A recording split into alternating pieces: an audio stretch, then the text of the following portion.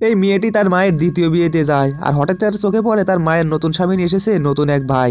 কিন্তু মেয়েটি তো চমকে যায়, সে ভাই আসলে তার প্রাক্তন প্রেমী। মেয়েটির তো হাত কাঁপতে থাকে। এরপরে তো দুজনের পুরনো প্রেমের আংটিটাও এখনো আছে, সে আংটিটা লুকিয়ে ফেলে আর কোথায় লুকাবে সে নিজেও জানে না, আর মায়ের কথা শুনে নিজে একটু সামলায়। এরপরে হাত বাড়ায় প্রাক্তনকে স্বাগতম জানাতে, কিন্তু সে তার দিকে একেবারেই তিক্ত চোখে তাকায়। এরপরে মেয়েটির মনে প্রশ্ন আসে, 3 বছর আগে প্রাক্তন প্রেমিকের ধনী পরিচয় জানতে পেরে সে নিজেকে স্বার্থপর দেখিয়েছিল এবং তাকে ছেড়ে দিয়েছিল।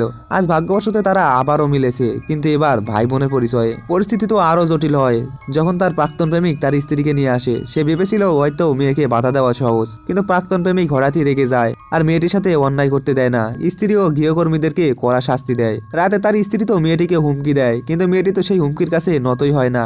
রেগে তার স্ত্রী ভাঙে মেয়েটির সাজানো টেবিল, আর তখনই খুঁজে পায় মেয়ে ও তার প্রাক্তন প্রেমিকের পুরনো ছবি। জন্মদিনের বড় স্ক্রিনে সেই ছবিটি প্রকাশ করা হয়, আর প্রাক্তন প্রেমিক তখন বুঝতে পারে মেয়েটি তাকে কখনো ভুলেনি। শেষে সে দ্রুত আসে আর মেয়েটিকে রক্ষা করে বলে সব ভুল আমার, আর তার কোনো ক্ষতিও হতে দেবে না, আর সবসময় পাশে থাকবে।